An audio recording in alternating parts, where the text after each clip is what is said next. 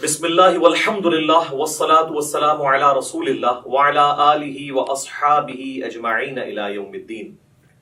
الحمدللہ آج 1 مارچ 2020 کو سنڈے کے دن علمی و تحقیقی مجلس نمبر 105 میں 105 نمبر میں ہم نماز کا پریکٹیکل طریقہ سیکھیں گے انشاءاللہ تعالی، اور اسی طریقے کے اندر ہم نماز میں جتنے پوسچرز ہیں کس طریقے سے بنانے ہیں، کون سا رکن کیسے ادا کرنا ہے اس کو سیکھیں گے۔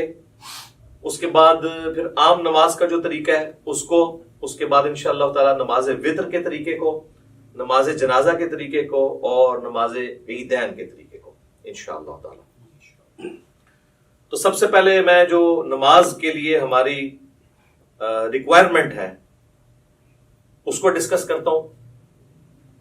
وضو اور غسل والا معاملہ تو الگ سے ہے، یہ ساری چیزیں انڈرسٹوڈ ہیں۔ اس کے بعد جب آپ مسجد میں آئیں گے تو نماز کے لیے سب سے ضروری چیز یہ ہے کہ آپ قبلہ رخ کھڑے ہوں گے اور اپنے دماغ میں نیت کو حاضر کریں گے کہ آپ کون سی نماز پڑھنے جا رہے ہیں۔ جب تک نیت حاضر نہیں ہوگی نماز درست نہیں ہوگی۔ صحیح بخاری اور صحیح مسلم کی متفق علیہ حدیث ہے کہ اللہ کے محبوب صلی اللہ علیہ وآلہ وسلم نے فرمایا انما الاعمال بالنیات، اعمال کا دار و مدار نیتوں کے اوپر ہے۔ تو نیت کو حاضر کرنا ضروری ہے۔ زبان سے نیت کا اظہار کرنا یہ کوئی ثابت نہیں ہے، البتہ نیت کو ذہن میں حاضر کرنا کہ میں اس وقت کون سی نماز پڑھنے جا رہا ہوں، کس وقت کی نماز پڑھنے جا رہا ہوں اور کتنی رکعتیں پڑھنے جا رہا ہوں، نوافل پڑھنے جا رہا ہوں یا فرض نماز پڑھنے جا رہا ہوں، یہ ضروری ہے، ادروائز پھر نماز نہیں ہوگی۔ اور جب آپ قبلہ رخ کھڑے ہوں، اب ہم تو ڈسکس کر رہے ہیں انڈیویجول کی نماز، جب امام کے پیچھے نماز پڑھنی ہے اس کا پروٹوکول تھوڑا بہت جو ڈیفرنٹ ہے صف سیدھی کرنے کے اعتبار سے انشاءاللہ ہم پریکٹیکلی کریں گے، آپ سب لوگوں کو کھڑا کر کے انشاءاللہ تعالی۔ انڈیویجول جب کھڑے ہوں گے نماز کے لیے تو آپ نے اپنے پاؤں اتنے کھول لیں کہ نارمل جس کو کہا جاتا ہے، یعنی اگر میں اپنے اس بازو سے ایک سیدھا پرپینڈیکولر ڈرا کروں تو وہ سیدھا جا کے میرے پاؤں کے ایج کو پہنچے، نہ بہت زیادہ پاؤں کھول لیں اور نہ بہت کم۔ اور عموماً اگر آپ تقریباً 10 سے 11 انچ تک کھول لیں تو وہ نارمل تصور کیے جاتے ہیں۔ جیسے ہی آپ اس سے باہر نکلیں گے تو پھر جب آپ صف میں کھڑے ہوں گے تو کندھے سے کندھا نہیں ملے گا، اور اسی طریقے سے پاؤں نہیں ملیں گے۔ پاؤں ملائیں گے تو کندھا آؤٹ ہو جائے گا، کندھا ملائیں گے تو پاؤں آؤٹ ہو جائے گا۔ تو یہ یعنی دونوں کو اس طریقے سے بیلنس کرنا ہے۔ مرد کے لیے یہ ضروری ہے کہ وہ اپنی شلوار کو ٹخنوں سے اوپر رکھے۔ نماز کے علاوہ بھی سنت ہے، نماز میں تو اسپیسیفکلی سنت ہے مرد کے لیے، کیونکہ سنن ابی داؤد میں حدیث ہے اس مرد کی نماز نہیں ہوتی جس کا کپڑا ٹخنوں سے نیچے ہو۔ تو اس چیز کو انشور کرنا ہے کہ آپ کا کپڑا جو ہے وہ ٹخنوں سے اوپر ہے، یعنی جو لٹکانے والا کپڑا ہے۔ جرابیں اس کے اندر نہیں آتی، وہ لٹکائی نہیں جاتی، وہ پہنی ہوئی ہوتی ہے۔ اس کے بعد اگر آپ کی آستینیں وضو کی وجہ سے چڑھی ہوئی ہیں اوپر، ان آستینوں کو نیچے کریں۔ کف ثوب بھی منع ہے۔ اسی طریقے سے تہمت کو یا شلوار کو اوپر کرنے کے لیے یوں اڑیسنا، اس کو اندر کی طرف موڑنا، یہ بھی منع ہے، یہ بھی کف ثوب کے اندر آتا ہے۔ صحیح بخاری میں ان چیزوں کی ممانعت موجود ہے نبی صلی اللہ علیہ وآلہ وسلم کے ریفرنس سے۔ تو اس اعتبار سے ان ساری چیزوں کو دیکھ لینا ہے۔ پھر آپ نے قبلہ رخ کھڑے ہونا ہے اس حال میں کہ آپ جب قیام کے لیے اپنے ہاتھوں کو بلند کریں تو آپ کے یہ چیز ذہن میں ہونی چاہیے کہ میں اللہ تعالیٰ کے سامنے ہینڈز اپ کرنے جا رہا ہوں۔ یہ رفع الیدین کا ایک فلسفہ ہے، اور یہ جب ذہن میں ہوگا تو پھر نماز کے اندر خشوع و خضوع بھی نصیب ہوگا انشاءاللہ تعالیٰ۔ رفع الیدین کیسے کرنا ہے؟ اپنے ہاتھوں کو نارملی بلند کرنا ہے، یعنی اس کونی کو اگر ہم پیوٹ مانیں تو یہ کونی اگر ہم یوں رکھتے ہوئے اپنے ہاتھ کو یوں بلند کریں تو آپ دیکھیں گے کہ میری جو انگلیاں ہیں وہ کانوں کی سیدھ میں آ گئی ہیں، سائڈ سے جا کے دیکھیں، اور میری ہتھیلی جو ہے وہ کندھے کی سیدھ میں آ گئی ہے۔ یہ سنت طریقہ ہے۔ اور اس دوران ہاتھ کی انگلیاں اتنی کھلی ہوئی ہونی چاہیے جو نارمل ہے۔ سنن ابی داؤد میں حدیث ہے کہ نبی علیہ السلام جب رفع الیدین کرتے تھے تو ہاتھوں کی انگلیوں کو پھیلا کر کرتے تھے۔ پھیلانے سے مراد یہ نہیں ہے کہ ایسے کرتے تھے، تو بالکل اب نارمل طریقہ ہے۔ یعنی وہ راوی یہ بتانا چاہ رہے ہیں کہ نبی علیہ السلام ہاتھوں کو یوں نہیں رکھتے تھے بلکہ نارملی رکھتے تھے. اب آپ اس کو یوں دیکھیں گے تو میں جب اس کو ہاتھ کو بلند کروں گا تو آپ یہ دیکھیں میرے دونوں انگلیاں کانوں کی سیدھ میں ہیں, میری ہتھیلیاں کندھے کی سیدھ میں ہیں, اور میری ہتھیلیاں قبلہ رخ ہیں. اور اس دوران یہاں پر ہی تھوڑی دیر کے لیے روکتے ہوئے میں اللہ اکبر کہوں گا اور اس کے بعد اپنے ہاتھوں کو باندھوں گا. اب جتنے بھی رفع الیدین ہوں گے وہ اسی طریقے کے ساتھ ہوں گے. صحیح مسلم میں حدیث ہے کہ نبی صلی اللہ علیہ وآلہ وسلم اپنے ہاتھوں کو کانوں تک بلند کرتے تھے. صحیح بخاری میں حدیث ہے کہ نبی علیہ السلام اپنے ہاتھوں کو کندھوں تک بلند کرتے تھے. اس میں تطبیق یہی بنتی ہے کہ آپ ہاتھ اس طرح بلند کرتے تھے کہ اگر انگلیاں دیکھی جائیں تو وہ کانوں کی سیدھ میں آ جائیں اور ہتھیلیاں دیکھی جائیں تو وہ کندھوں کی سیدھ میں آ جائیں. یہ نارمل پوزیشن ہے اور یہ بالکل صحیح ہونا چاہیے. اس کے لیے پریکٹس کرنے کا طریقہ ہے کہ آپ شیشے کے آگے کھڑے ہوں اور اس کی پریکٹس کریں. بعض لوگ ہوتے ہیں ان کے ہاتھ یوں ہوتے ہیں, یوں ہوتے ہیں, کچھ یوں ہوتے ہیں. یہ پریکٹس آپ کو کرنی پڑے گی. کسی کا ایک ہاتھ اونچا ہوتا ہے, نیچے ہوتا ہے. تو یہ اب مجھے جو میں یہ کر رہا ہوں میرے سامنے شیشہ نہیں ہے, یہ میری پریکٹس کی وجہ سے یہ سیدھا نظر آ رہا ہے. بعض اوقات آپ سمجھ رہے ہوں گے کہ سیدھا ہے لیکن وہ سیدھا ہوتا نہیں ہے, ٹیڑھا ہو جاتا ہے. تو اس کے لیے آپ کو پریکٹس کرنی پڑے گی. اور رفع الیدین کرتے ہوئے آپ نے اللہ اکبر کہہ کے ہاتھوں کو باندھنا ہے. یہ صحیح بخاری کے اندر یہ بھی حدیث موجود ہے کہ نبی علیہ السلام رفع الیدین کرتے اور اللہ اکبر کہتے. اور صحیح بخاری مسلم میں یہ بھی ملتا ہے کہ آپ صلی اللہ علیہ وآلہ وسلم اللہ اکبر کہتے اور رفع الیدین کرتے. لہٰذا اس چکر میں نہیں پڑنا کہ پہلے رفع الیدین کرنا ہے یا پہلے اللہ اکبر کہنا ہے. دونوں بیک وقت کہنے ہیں, آگے پیچھے کہنے ہیں, جس بھی طریقے سے کہیں سائملٹینیسلی آپ کہہ لیں. ہر صورتحال جو ہے وہ سنت کے مطابق ہے, کیونکہ اتنی جو باریکیاں ہیں نا وہ احادیث کے اندر نہ تو اللہ تعالیٰ کو مطلوب ہے کہ اس طرح کی رپورٹ کی جائے, نہ نبی علیہ السلام نے ان کو اس طریقے سے تعلیم فرمایا. تو یہ بڑی امپورٹنٹ چیز ہے اس حوالے سے. اللہ اکبر کہہ کے آپ نے ہاتھوں کو باندھا. اب ذرا یہ ہاتھوں کو باندھنے کی پوزیشن آپ ذرا دیکھ لیں. یہ میرا جو لیفٹ والا ہاتھ ہے یہ بعض لوگ یوں کر کے مٹھی بند کر لیتے ہیں, اس کو آپ نے یوں رکھنا ہے جو نارمل پوزیشن ہے. اس کے بعد آپ نے یہ دایاں ہاتھ بائیں ہاتھ کے اوپر یوں رکھا کہ جو نارمل پوزیشن ہے. بعض لوگ یوں کر کے پکڑ لیتے ہیں, ٹھیک ہے, اگر آسانی ہے یوں کر کے پکڑ لیں, یہ نارمل پوزیشن ہے. اور اگر آپ اس کو یوں رکھیں گے تو آپ کو رکھنے میں بھی آسانی ہوگی. یہ سنت طریقہ ہے جو صحیح بخاری کی حدیث کی روشنی میں ہمیں پتہ چلتا ہے. کیونکہ صحیح بخاری میں حدیث ہے کہ سہل ابن سعد الساعدی کہتے ہیں کہ نبی صلی اللہ علیہ وآلہ وسلم کے زمانے میں ہمیں حکم دیا جاتا تھا کہ ہم اپنا دایاں ہاتھ بائیں زیرہ کے اوپر رکھیں. اب زیرہ جو ہے یہ کونی سے لے کے انگلیوں تک ہے. اور ابو داؤد اور نسائی کے اندر حدیث ہے کہ نبی علیہ السلام نے اپنا دایاں ہاتھ بائیں رزق را سین غین کف اور ساعد پر رکھا. ساعد کہتے ہیں کف سے لے کر کونی تک. یہ کف کا لفظ تو اردو زبان میں بھی استعمال ہوتا ہے, یہ عربی کا ہے. اور یہاں انگلی سے لے کے کف تک رزق کہلاتا ہے, اور اس پورے کو ہم کہتے ہیں زیرہ. اور آپ دیکھیں پرانے زمانے میں جب جنگیں لڑی جاتی تھی تو زیرہ پہنی جاتی تھی, پورے جسم پہ بھی پہنی جاتی تھی. اور اس طرح صحیح مسلم میں اتنا ہی ملتا ہے کہ نبی علیہ السلام نے اپنا دایاں ہاتھ بائیں ہاتھ پر باندھا. ڈیٹیل بخاری میں اور ابو داؤد میں اور سنن نسائی میں ملتی ہے. مسند احمد میں روایت ہے کہ سینے پہ باندھا. اب سینے سے مراد یہ نہیں کہ آپ نے یوں کر کے باندھ لیا. سینے کی ڈیفینیشن ہے یہ نہر سے لے کر ناف تک, یہ سارے کا سارا سینہ ہے. یہ سینہ ہے. اس میں جہاں پہ بھی لائی کرے گا تو آٹومیٹکلی آپ دیکھیں جب آپ یوں کریں گے اور یوں رکھیں گے تو وہ ایک خاص پوزیشن پہ آئے گا جو نہ بہت اونچا نہ بہت نیچا. ناف سے برل یہ اوپر ہی ہے اور نہر سے کافی نیچے ہے. یہ نارمل پوزیشن ہے. اسی پوزیشن میں جب آپ جماعت کے ساتھ نماز پڑھیں گے تو پاؤں سے پاؤں بھی ملا سکیں گے اور کندھے سے کندھا بھی. جیسے ہی آپ یہ اوپر چلے گئے تو پھر یہ دیکھیں کونیاں ملیں گی, کندھا نہیں ملے گا. اسی طریقے سے میرے بھائیوں جب آپ ناف سے نیچے ہاتھ باندھتے ہیں نا تو یہ خلاف سنت ہے. اس حوالے سے جو سنن ابی داؤد کی ایک حدیث پیش کی جاتی ہے تو امام داؤد رحمہ اللہ تعالیٰ نے خود ساتھ لکھا ہے کہ اس حدیث میں ایک راوی ہیں عبد الرحمن بن اسحاق الکوفی, جس کے بارے میں نے خود احمد بن حنبل سے سنا ہے کہ وہ اس کو ضعیف کہا کرتے تھے.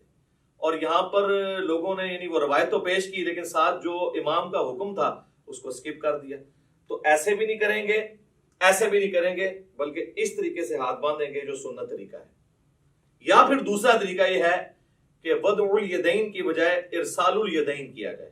اس کے لیے ہم پھر یوں کریں گے کہ آپ نے یوں رفع الیدین کیا، اللہ اکبر کہہ کے ایسے، بعض لوگ بالکل ایسے ساتھ ملا لیتے ہیں، بعض مٹھیاں بند کر لیتے ہیں، بعض ایسے کر کے کھڑے ہو جاتے ہیں، بالکل غلط ہے۔ بالکل نارمل پوزیشن پہ جہاں پہ آئیں گے یہ ارسال الیدین ہوگا، یہ بھی سنت ہے۔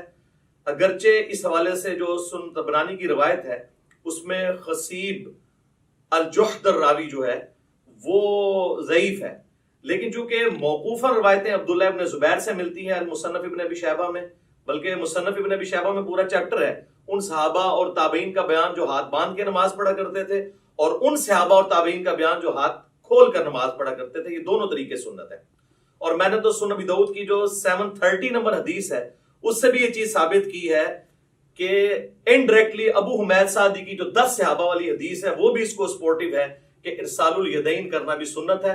اس پہ میرا کلپ الحمدللہ لاکھوں لوگوں نے دیکھا ہے، فیس بک کے اوپر بھی، یوٹیوب کے اوپر بھی۔ آج میں اس ڈیٹیل میں نہیں جاؤں گا، بہرحال ارسال الیدین بھی سنت ہے۔ الحمدللہ ہم دونوں طریقے سے نماز پڑھتے ہیں، کم از کم میں ایک نماز ضرور ارسال الیدین سے پڑھتا ہوں، لیکن میں وضع الیدین کو اس لیے پریفر کرتا ہوں کہ میں یہ خواہش کرتا ہوں کہ میں اللہ تعالیٰ کے سامنے اس حال میں بھی کھڑا ہوں۔ اب جو لوگ صرف ارسال الیدین کرتے ہیں وہ اس سنت سے محروم ہو جاتے ہیں، اسی طریقے سے جو لوگ رکوع کے بعد ہاتھ باندھنے کے قائل ہیں وہ بھی اس سنت سے محروم ہو جاتے ہیں۔ تو ہم اس سنت پہ بھی عمل کرتے ہیں اور اس پہ بھی، رکوع سے پہلے یوں اور رکوع کے بعد ارسال الیدین، اس پہ تو اجماع ہے اہل سنت کے تمام مکاتب فکر، حنفی، شافعی، مالکی، حنبلی اور اہل حدیث بھی۔ یہ تو چند علماء عرب ہیں جنہوں نے یہ کام ڈالنا شروع کیا رکوع کے بعد ہاتھ باندھنے والا، اس پہ تو اجماع امت ہے، اور میں نے دلائل کے ساتھ ثابت کیا ہے۔ صحیح بخاری میں اس کے اشارے موجود ہیں، سنن ابی داؤد کے اندر ابو حمید سعدی والی حدیث میں اس کے اشارے موجود ہیں کہ ارسال الیدین کیا جائے گا رکوع کے بعد۔ تو لہٰذا دونوں طریقے سنت ہیں۔ ارسال الیدین سے ہم نماز پڑھتے ہیں، فرض نماز پڑھتے ہیں، سنیوں کی مسجد کی پہلی صف میں پڑھتے ہیں، چاہے کسی کو برا لگے، الحمدللہ۔ مطلب اس میں تو کوئی آر نہیں ہمیں اس بات کو کرنے میں۔ تو ارسال الیدین بھی سنت ہے اور وضع الیدین بھی سنت ہے۔ تو آپ اچھا بعض لوگ جو ہے نماز شروع کرتے ہی اللہ اکبر کہہ کے یوں ہاتھ چھوڑ دیتے ہیں اور پھر یوں ہاتھ باندھتے ہیں، یہ بھی خلاف سنت ہے۔ آپ نے ہاتھ چھوڑنے ہیں تو چھوڑ کے نماز پڑھیں، یہ بھی سنت ہے، اور آپ نے ہاتھ باندھنے ہیں تو باندھ کے نماز پڑھیں تو وہ بھی سنت ہے، لیکن یہ یوں کر کے یوں نہ کریں۔ اس کے بعد پھر آپ اللہ اکبر کہتے ہوئے اگلے رکن میں جائیں گے اور رفع الیدین کرتے ہوئے اسی طریقے سے، اور وہ ہے رکوع۔ یوں دیکھیں، اللہ اکبر۔ اب رکوع کے اندر آپ نے ساری انگلیاں جو ہے ہاتھوں کی پھیلا کے رکھنی ہیں اور مضبوطی کے ساتھ گھٹنوں کو پکڑنا ہے اور ان بازوؤں کو بالکل سیدھا کر دینا ہے۔ جب آپ سیدھا کریں گے تو آپ کی کمر آٹومیٹکلی خود بخود سیدھی ہو جائے گی، جو سنت طریقہ ہے، اور آرام سے یہاں پہ آپ تسبیحات کریں گے، اور اس کے بعد سکون سے پھر آپ تسبیحات پڑھنے کے بعد جو میں بعد میں بتاؤں گا، سمع اللہ لمن حمدہ، ربنا ولک الحمد حمدا کثیرا طیبا مبارکا فیہ۔ مختلف قسم کے الفاظ ہیں، ربنا ولک الحمد بھی کہہ سکتے ہیں، اور اس حالت میں آپ نے ہاتھ باندھنے نہیں بلکہ ارسال الیدین کرنا ہے، اور کم از کم اتنی دیر کھڑے ہونا ہے کہ جتنی دیر آپ ربنا لک الحمد کہیں۔ بعض لوگوں کی عادت ہے کہ وہ سمع اللہ لمن حمدہ کہہ کے تو ساتھ ہی ایسے چلے جاتے ہیں سجدے میں، یہ بالکل خلاف سنت ہے، نماز نہیں ہوگی۔ بلکہ بخاری مسلم میں بڑی ڈیٹیل حدیث ہے، جو ایک صحابی نے نماز پڑھی، نبی علیہ السلام کے پاس حاضر ہوا، سلام عرض کیا، آپ علیہ السلام نے وعلیکم السلام ورحمۃ اللہ کہا اور کہا کہ دوبارہ نماز پڑھو، تو نے نماز پڑھی نہیں، 3 دفعہ اسی طریقے سے ہوا۔ پھر اس نے عرض کیا اللہ کے نبی مجھے نماز سکھائیں، تو آپ صلی اللہ علیہ وآلہ وسلم نے فرمایا کہ سکون کے ساتھ قیام کرو اور پھر قرآن جتنا مقدر ہے وہ پڑھو، اس کے بعد سکون سے رکوع کرو، رکوع کے بعد بالکل سیدھے کھڑے ہو جاؤ یہاں تک کہ ہر ہڈی اپنی جگہ پہ آ جائے، پھر سجدے کے لیے جاؤ اور پھر 2 سجدوں کے درمیان اس طرح بیٹھو کہ ہر ہڈی اپنی جگہ پہ آ جائے، پھر دوسرا سجدہ کر کے بھی بیٹھو اور پھر دوسری رکعت کے لیے کھڑے ہو، یعنی جلسہ استراحت بھی کرو۔ یہ صحیح بخاری میں 6251 نمبر حدیث ہے، جس کے تحت میں سمجھتا ہوں کہ علماء عرب نے جو جلسہ استراحت کو چھوڑ دیا یہ خلاف سنت ہے ان کی نماز۔ ربنا لک الحمد بھی کہہ سکتے ہیں، اللہم ربنا ولک الحمد بھی کہہ سکتے ہیں، جو بھی وہ انشاءاللہ میں پریکٹیکل جب کروں گا تو آپ کو پتہ چل جائے گا۔ اس کے بعد آپ نے سجدہ میں جانا ہے، اور اس کے لیے سنت یہ ہے کہ آپ نے پہلے ہاتھ لگانے ہیں، اس کے بعد گھٹنے لگانے ہیں، اور نبی علیہ السلام کی حدیث ابو داؤد میں موجود ہے، آپ صلی اللہ علیہ وآلہ وسلم نے فرمایا کہ اونٹ کی طرح مت بیٹھو. اور بعض لوگ کہتے ہیں جی اونٹ تو بیٹھتا ہی اس طرح کہ پہلے ہاتھ لگاتا ہے پھر گھٹنے، تو میں اس پہ اکثر کہتا ہوں کہ نبی علیہ السلام نے اونٹ بٹھایا ہوا ہے، اس میں آگے الفاظ موجود ہیں پہلے ہاتھ لگاؤ بعد میں گھٹنے. پھر صحیح بخاری میں جو حدیث ہے 803 نمبر، اس سے پہلے امام بخاری نے باقاعدہ عبداللہ ابن عمر کا عمل لکھا ہے جس کی پوری سند مصنف ابن ابی شیبہ میں موجود ہے کہ عبداللہ بن عمر جب سجدے میں جانے لگتے تھے پہلے ہاتھ لگاتے تھے بعد میں گھٹنے. لہٰذا علماء عرب جو نماز پڑھتے پہلے گھٹنے لگاتے ہیں، یہ سنت سے دور ہے ایز کمپیئر ٹو اس عمل کے جو ہم کرنے لگے ہیں. ربنا لک الحمد حمدا کثیرا طیبا مبارکا فی، اس کے بعد آپ سجدے کی طرف جھکیں گے تو آپ نے یہ دیکھیں یہ خود بخود اپنی جگہ بنائے گا ہر چیز. آپ دیکھ رہے ہیں میری انگلیاں ایسی جگہ پہ آئی ہیں کہ جب میں اس ایج کے اوپر سجدہ کروں گا تو میری انگلیاں کانوں کی سیدھ میں آئیں گی اور ہتھیلیاں کندھے کی سیدھ میں، جس طرح کے رفع الیدین کے وقت تھی، اور انگلیاں آلموسٹ نارمل پوزیشن میں ہوں گی. ایک ضعیف روایت ملتی ہے جس میں آپ صلی اللہ علیہ وآلہ وسلم کے بارے میں آتا ہے کہ انگلیاں ملا کے سجدہ کرتے تھے. کچھ تابعین کے بارے میں صحیح سند سے بھی ملتا ہے کہ وہ پسند کرتے تھے کہ انگلیاں ملا کے کی جائیں، لیکن اس پہ کوئی مرفوع یا موقوف حدیث اس حوالے سے نہیں ملتی. آپ نارمل پوزیشن میں رکھیں، اتنی نہ کھول دیں کہ یہ قبلہ رخ سے ہٹ جائیں، یہ نارمل پوزیشن میں. اور اگر کسی نے یوں رکھنی ہے تو یوں بھی رکھ سکتا ہے، اس میں ذرا تردد ہوتا ہے، اس میں ہتھیلیاں بھی لگ جاتی ہیں اور آپ آلموسٹ یہ قبلہ رخ ہی ہوتی ہیں انگلیاں. کانوں کی سیدھ میں انگلیاں آ جائیں گی، یعنی کہ یہ دو آنکھوں کے درمیان آپ آنکھوں کی سیدھ میں رکھیں گے، خود بخود کانوں کی سیدھ میں آئیں گی، اور ہتھیلیاں جو ہیں وہ شولڈر کی سیدھ میں. اور پھر آپ نے پہلے ناک لگانا ہے، اس کے بعد ماتھا لگانا ہے.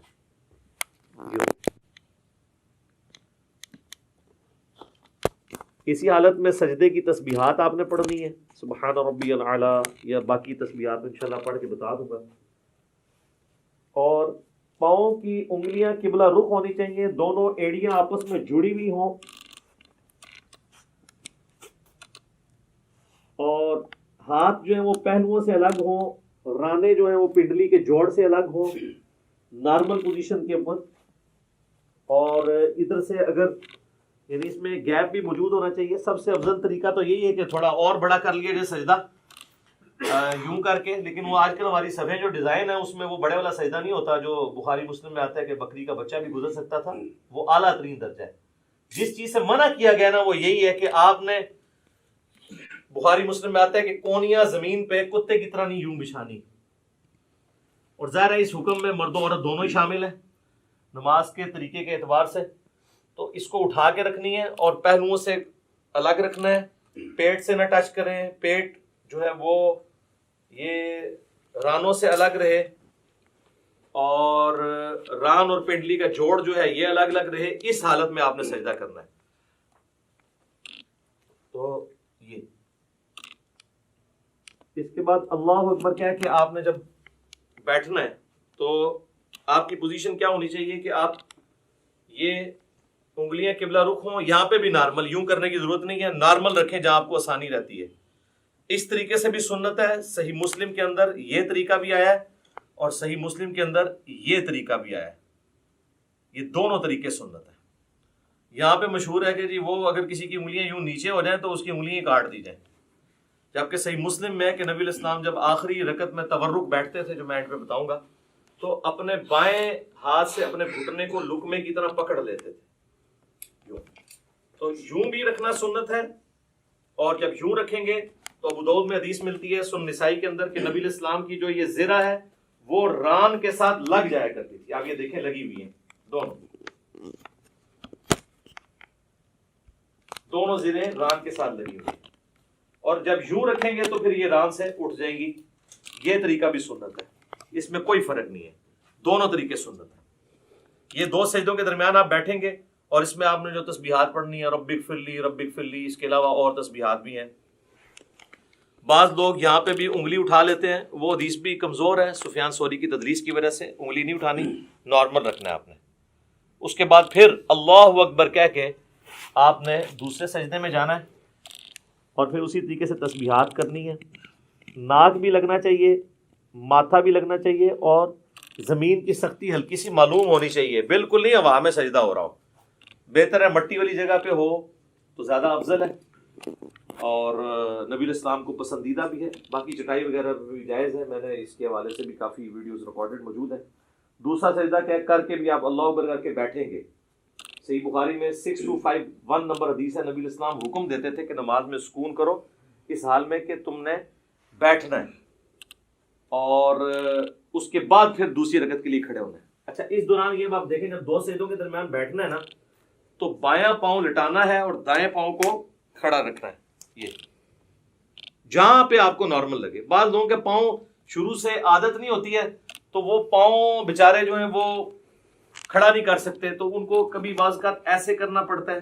کر سکتے ہیں، جائز ہے، ایسے کر سکتے ہیں جیسے اس کو آسانی لگے یوں. لیکن سنت یہ ہے کہ دایاں پاؤں آپ کھڑے کریں گے اور بائیں کو لٹا کے اس پہ بیٹھیں گے دو سجدوں کے درمیان.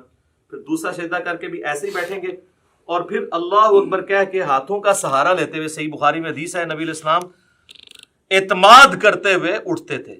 تو اعتماد کرتے ہوئے بعض لوگوں نے یہاں پہ وہ مٹھی بنانے والی وہ ایک کمزور روایت تھی، اس کا سہارا لیا. وہ کمزور روایت ہے.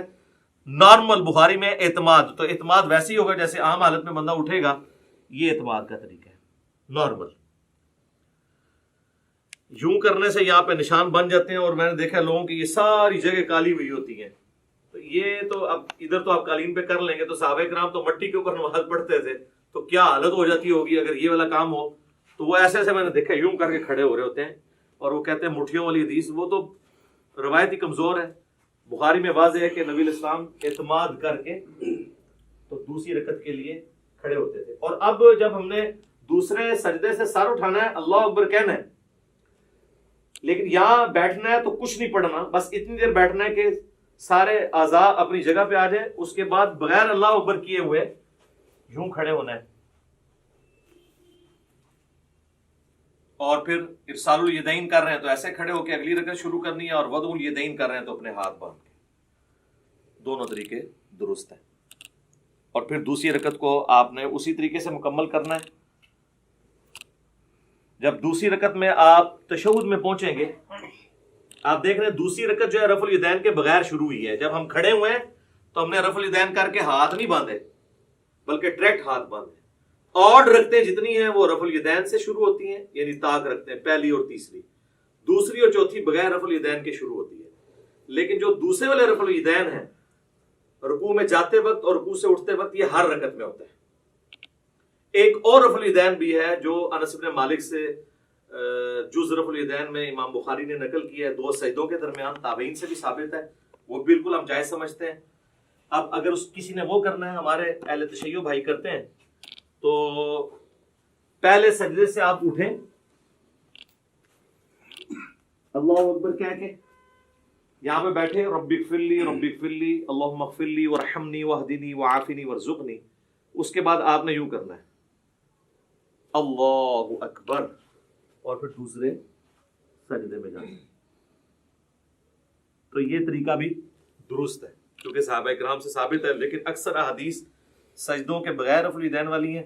یہ اکثر لوگ کہہ رہے ہوتے ہیں سجدوں میں بھی ہے، تو ہم تو سجدوں میں بھی قائل ہیں. میں تو سجدوں میں بھی کر لیتا ہوں، ارسال الیدین سے بھی نماز پڑھ لیتا ہوں، وضع الیدین سے بھی پڑھ لیتا ہوں. تو اس میں کوئی فرق نہیں ہے، جو سنت طریقے ثابت ہے.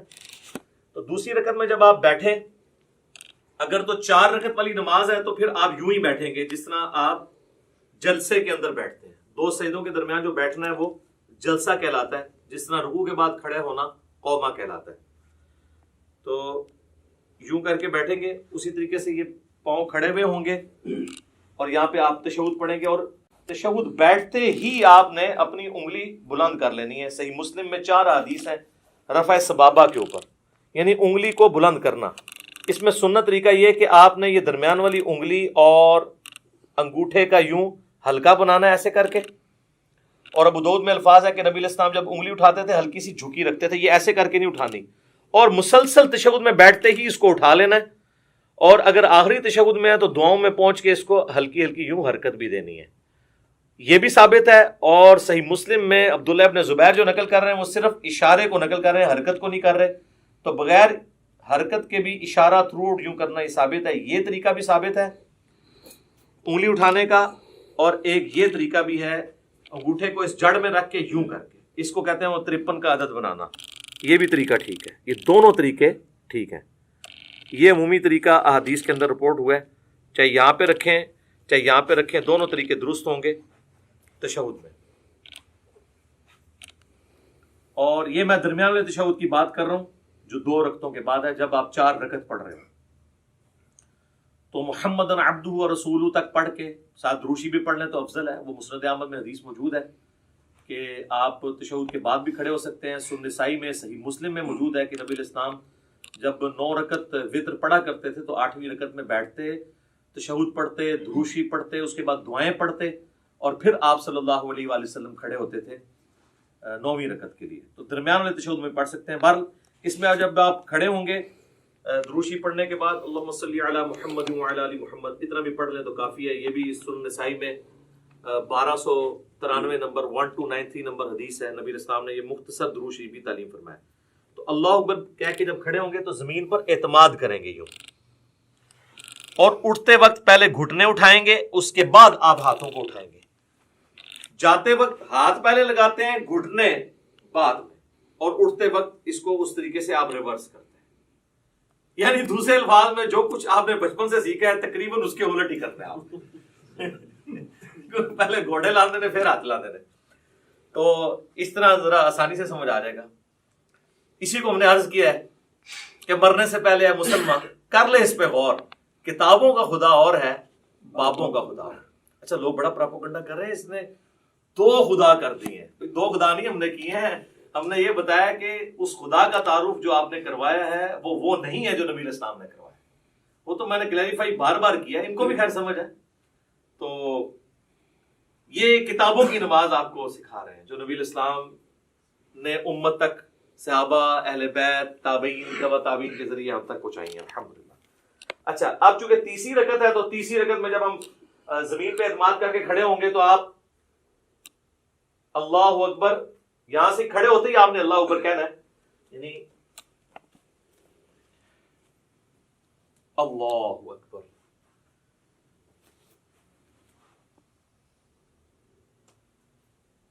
پھر وضع الیدین کر لینا ہے، یا اگر آپ نے ارسال الیدین کرنا ہے تو آپ یوں کر لیں۔ اور پھر تیسری رکعت میں جو پڑھنا ہے وہ انشاءاللہ میں پریکٹیکلی پڑھ کے بھی بتا دوں گا، سب کو پتہ ہی ہے، ہم تو پوسچرز اس وقت ڈسکس کر رہے ہیں کیسے کیسے بنانے ہیں۔ تیسری رکعت بھی اسی طریقے سے ہوگی، اور تیسری رکعت میں بھی دوسرا سجدہ کرنے کے بعد جلسے میں بیٹھ کے، جسے جلسہ استراحت کہتے ہیں، پھر آپ نے کھڑے ہونا ہے تیسری رکعت کے لیے اور چوتھی رکعت کے لیے، اور وہ رفع الیدین کے بغیر ہوگی، ڈائریکٹ ہی ہاتھ باندھیں گے یا ارسال الیدین کریں گے نارمل پوزیشن میں۔ پھر اسی طریقے سے اللہ اکبر کہہ کے آپ رکوع میں جائیں گے، پھر رکوع سے اٹھیں گے اور ربنا لک الحمد کہیں گے۔ تو چوتھی رکعت میں جب آپ دوسرا سجدہ کر کے بیٹھیں گے تو صحیح بخاری میں موجود ہے نبی صلی اللہ علیہ وآلہ وسلم تورک کیا کرتے تھے، اور اس میں الفاظ ہیں کہ چوتھی رکعت میں بیٹھتے تھے، اور ابو داؤد میں یہ الفاظ ہیں ابو حمید سعدی والی حدیث کے اندر کہ جس رکعت میں آپ نے سلام پھیرنا ہوتا تھا نا اس میں آپ تورک کرتے تھے۔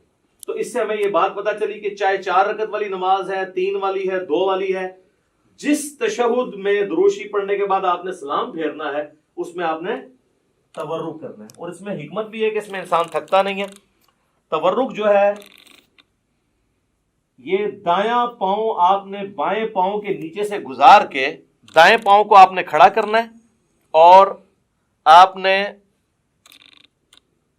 دائیں پاؤں کے نیچے سے بائیں پاؤں کو گزارنا ہے اس حالت میں، یہ تورک ہے۔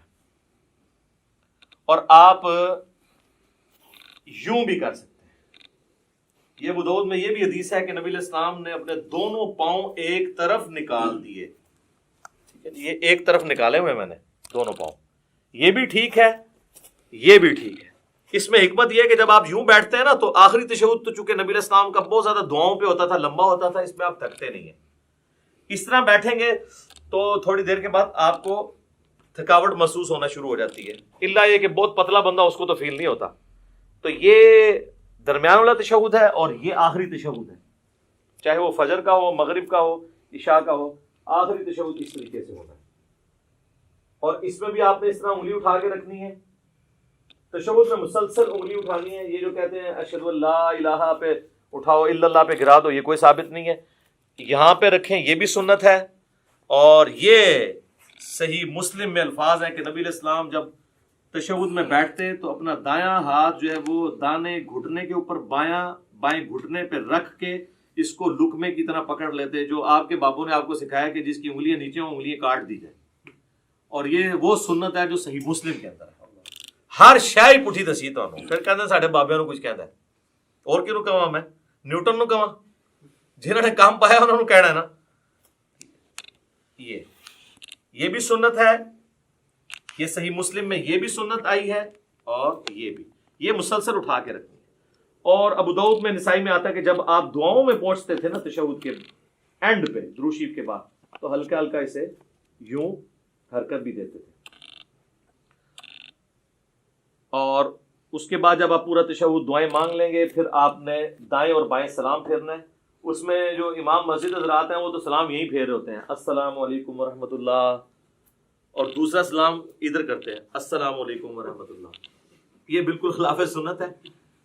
آپ نے دائیں طرف والے نمازیوں کو بھی، اور فرشتے ہوں تو ان کی طرف بھی سلام بھیجنا ہے، تو اس کے لیے طریقہ یہ ہے کہ آپ نے پوری گردن موڑنی ہے یوں کر کے، السلام علیکم ورحمۃ اللہ، السلام علیکم ورحمۃ اللہ۔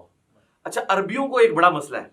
اچھا، السلام علیکم ورحمۃ اللہ وبرکاتہ بھی ثابت ہے ابو داؤد کے اندر، دونوں طریقے درست ہیں۔ عربی جو ہے نا ہمارے اجمی لوگوں کو نا، وہ چونکہ امام کے پیچھے ہم لوگ تو عادت ہے نا کہ امام جب پہلا سلام پھیرتا ہے نا، تو جب وہ رحمت اللہ پہ پہنچتا ہے تو ہم پہلا پھیرتے ہیں، پھر وہ دوسرے کے رحمت اللہ پہ پہنچتا ہے تو ہم دوسرا پھیرتے ہیں۔ عربی کیا کرتے ہیں کہ وہ انتظار کرتے ہیں کہ امام دونوں طرف پھیرے، السلام علیکم ورحمۃ اللہ، السلام علیکم ورحمۃ اللہ، اور اس کے بعد وہ پھیرتے ہیں۔ آپ نے دیکھا وہ عرب کے ٹی وی پہ بھی جب آپ کو آواز آ رہی ہوتی ہے اس کی مکبر کی پیچھے سے، تو اور وہ یہ سمجھ رہے ہوتے ہیں کہ ہم صحیح طریقے پہ چل رہے ہیں، دونوں طریقے درست ہیں، کیونکہ آپ ہے تو پیچھے ہی ہے نا۔ جب پہلا سلام پھیرا اس کے بعد ہی آپ نے بھی پہلا پھیرا نا، تو یہ نہیں ہے کہ پورا پھیرے، اگر اس طریقے سے بھی کرنا چاہتا ہے وہ بھی ٹھیک ہے۔ یہ خام خواہ لوگوں پہ فتوے لگانا کہ وہ امام سے آپ آگے نکلے، امام سے کب آگے نکلے؟ امام نے السلام علیکم ورحمۃ اللہ کہا، اس کے بعد ہی ہم نے کہا، اور امام نے جب دوسرا پھیرا اس کے بعد ہی ہم نے کہا۔ وہ تو حدیث ہے بخاری مسلم میں کہ جو امام سے پہلے رکوع سے سر اٹھائے تو اسے ڈر جانا چاہیے کہ اللہ تعالیٰ اس کا سر جو ہے وہ گدھے کا نہ بنا دے۔ پوسچرز میں آپ نے امام سے پہلے کوئی کام نہیں کرنا، باقی جو بیچ میں پڑھنا ہے وہ آگے پیچھے ہو سکتا ہے، وہ تو نہ آپ سن رہے ہوتے ہیں اس کی، نہ وہ آپ کی سن رہا ہوتا ہے۔ کئی بار ہم تشہد ختم کر کے بیٹھ جاتے ہیں، امام کا تشہد ختم ہی نہیں ہوتا، اس میں آگے پیچھے ہو سکتا ہے، پوسچرز نہیں آپ آگے پیچھے کر سکتے۔ اور دیکھیں اللہ نے نماز میں کیا برکت رکھی ہے کہ نماز میں مسلمانوں کی یونٹی ہے، کوئی فرقہ بھی دوسرے کے پیچھے نماز پڑھ سکتا ہے، کیونکہ بیسک سٹرکچر سب کی یہی ہے 4 رکعتوں میں، پہلے قیام کے بعد رکوع، رکوع کے بعد کھڑے ہونا، اس کے بعد سجدے میں جانا، 2 سجدوں کے درمیان بیٹھنا۔ اور ایون سنی شیعہ کی کتابیں تو متفق ہیں، شیعہ بھی جو ہے وہ جلسہ اس طرح آتی ہے، یعنی دوسرے سجدے کے بعد بیٹھ کے اٹھتے ہیں، اور اہل سنت بھی جو کتاب و سنت کے فالوورز ہیں وہ اسی طریقے سے اٹھتے ہیں۔ بہرحال کوئی ڈائریکٹ اٹھے یا اس طریقے سے اٹھے، دونوں طریقوں میں وہ ایک فرقے والا دوسرے فرقے والے امام کے پیچھے نماز پڑھ سکتا ہے۔ یہ اللہ نے نماز کی حفاظت کی ہے، نماز کی بیسک سٹرکچر میں کوئی فرق نہیں ہے۔ ورنہ تو یہ ہوتا کہ شیعہ کے قیام کا وقت ہے، آپ کے رکوع کا وقت آ جائے، تو پھر کس طرح ایک دوسرے کے پیچھے پڑھ سکے نماز؟ تو یہ اللہ تعالیٰ نے کم از کم بیسک سٹرکچر جو ہے، باقی جو چھوٹی موٹی چیزیں ان پہ اختلاف ہو سکتا ہے، بہتری کی طرف جانا چاہیے۔ تو یہ میں نے آپ کو ایک بلیو پرنٹ پیش کر دی ہے، قیام کیسے کرنا ہے، رفع الیدین کیسے کرنا ہے، اور اسی طریقے سے سجدہ کیسے کرنا ہے، 2 سجدوں کے درمیان بیٹھنا کیسے ہے، کون کون سی چیز پہلے لگانی ہے، کون سی بعد میں، کیسے سہارا لے کے اٹھنا ہے، انگلیاں کیسے رکھنی ہے، ساری چیزیں بتا دی ہیں۔ اہل تشیع کے ہاں ایک ریناؤنڈ چیز ہے کہ وہ جب یعنی نماز کا اختتام کرتے ہیں تو 3 دفعہ اللہ اکبر ایسے ایسے کہتے ہیں، تو سلام نہیں پھیرتے، لیکن شیعہ سلام پھیرنے کے قائل بھی ہیں۔ خامنائی صاحب نے نماز پڑھائی، ثاقب اکبر صاحب نے مجھے خود کہا، میں نے ان کے پیچھے نماز پڑھی، انہوں نے دونوں طرف سلام پھیرا، دونوں طریقے درست ہیں۔ باقی اللہ اکبر پہ تو ہم بھی متفق ہیں کہ نماز کے اینڈ پہ ہم بھی بلند آواز سے اللہ اکبر کہتے ہیں۔ بخاری مسلم میں حدیث ہے کہ نبی علیہ السلام کی نماز کا مکمل ہونا اللہ اکبر کی آواز سے، تکبیر کی آواز سے پہچانا جاتا تھا، اس کے بعد آہستہ آواز سے 3 دفعہ استغفر اللہ، اور پھر اللہم انت السلام منک السلام تبارک یا ذا الجلال والاکرام۔ جو ہمارے گرین اور بلو کارڈز آپ پڑھ سکتے ہیں، سب کچھ موجود ہے اس کے اندر۔ تو یہ بیسک سٹرکچر تھی جس میں نے کوشش کی کہ آپ کو ایک اوور آل پکچر پتہ چل جائے۔ اب میں فزیکلی آپ کو نماز پڑھ کے بھی بتاؤں گا، تاکہ آپ کو پتہ چل جائے کہ اس میں نے یہ پڑھنا ہے اور اس طرح پڑھنا ہے اور کم از کم اتنا پڑھنا ہے. زیادہ تو آپ جتنا گڑ ڈالیں میٹھا ہوگا. لیکن اس لیول پہ جانے سے پہلے میں آپ کو ایک بلو پرنٹ باقی نمازوں کا بھی بتا دیتا ہوں. یہ تو 4 رکعتوں کا بتایا, اگر 2 رکعتیں ہوتی تو میں دوسری رکعت میں یوں تورک بیٹھ جاتا.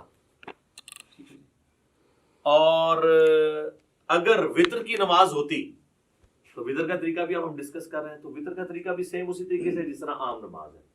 3 وطر نبی علیہ السلام کی عمومی سنت ہے. صحیح بخاری میں قاسم بن محمد بن ابی بکر جو سیدنا ابو بکر رضی اللہ تعالیٰ عنہ کے پوتے ہیں, وہ کہتے ہیں میں نے صحابہ کرام کو 3 رکعت وطر پہ پایا, البتہ ایک میں حرج نہیں ہے. اور بخاری مسلم میں وہ تو مشہور حدیث ہے, رمضان ہو یا غیر رمضان, اما عائشہ کہتی ہیں نبی علیہ السلام 11 رکعت پڑھتے تھے, 8 تراویح اور 3 وطر, یا 8 نفل یا تہجد کچھ بھی کہہ لیں. تو 3 وطر کا طریقہ یہ ہے کہ آپ نے وطر کو مغرب سے مختلف کرنا ہے, کیونکہ المستدرک للحاکم میں صحیح ابن حبان میں موجود ہے, نبی علیہ السلام نے فرمایا اسے مغرب سے مختلف کرو. اور مغرب سے مختلف کرنے کا طریقہ کیا ہے کہ 2 طریقے ہیں. ایک وہ ہے جو صحیح بخاری اور مسلم میں آیا ہے عبداللہ بن عمر سے, کہ وہ 2 رکعتیں پڑھنے کے بعد سلام پھیر دیا کرتے تھے, اور پھر سلام پھیرنے کے بعد اگر کسی اپنے غلام کو کوئی حکم دینا ہوتا تو حکم دیتے تاکہ یہ پتہ چل جائے کہ اس کے دوران بول سکتے ہیں, اور پھر 1 رکعت الگ سے پڑھا کرتے تھے. یہ مغرب سے مختلف کرنے کا ایک طریقہ ہے. دوسرا جو ہے وہ ہمیں سیدنا عمر فاروق رضی اللہ تعالیٰ عنہ سے صحیح ابن خزیمہ میں, ابن حبان میں, المستدرک للحاکم اور کئی کتابوں میں ملتا ہے کہ وہ کیا کرتے تھے کہ دوسرا جو تشہد ہے نا, جو 2 رکعتوں کے بعد جو تشہد ہے وہ نہیں بیٹھتے تھے. مغرب میں تو ہم بیٹھتے ہیں نا, تو دوسری رکعت میں بھی وہ جلسہ استراحت کرتے تھے اور تیسری رکعت کے لیے کھڑے ہو جاتے تھے. اور جب آپ تیسری رکعت کے لیے کھڑے ہوں گے, چونکہ یہ آڈ رکعت ہے, تو پھر یہ رفع الیدین سے شروع ہوگی. یہ بھی اکثر لوگ پوچھ رہے ہوتے ہیں کہ تیسری بغیر رفع الیدین دی ہوگی, رفع الیدین. سر آڈ رکعت سمپل فارمولہ ہے رفع الیدین کے ساتھ. رفع الیدین کتنے ہونے ہیں؟ 4 رفع الیدین تو اتفاقی ہیں. نماز شروع کرتے وقت, ہر رکعت میں رکوع میں جاتے وقت اور اٹھتے وقت 3 ہو گئے, اور 2 رکعتوں سے اٹھ کے یعنی تیسری رکعت کے اندر یہ 4 ہے, اور 5واں 2 سجدوں کے درمیان ہے. اس کے علاوہ بھی اگر جس کو جتنا شوق ہے کرتا رہے, ہر اٹھک بیٹھک پہ کرے, اس کی مرضی. یہ ایٹ لیسٹ ڈیٹم لیول ہے. اچھا جی, اب وطر میں چونکہ وہ مختلف اس طرح کرنا ہے, وہ تو میں نے آپ کو بتا دیا.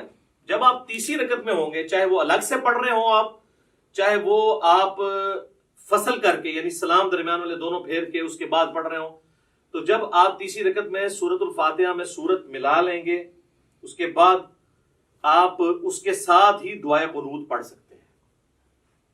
اللہم اہدنی فیمن ہدیت. آج کلپ چڑھ گیا ہوگی کہ اصل دعا کیڑی ہے, ٹھیک ہے جی. تو اور اس میں آپ ارسال الیدین اگر کیے ہوئے تو اس حالت میں پڑھیں گے, لیکن پڑھیں گے آپ رکوع سے پہلے.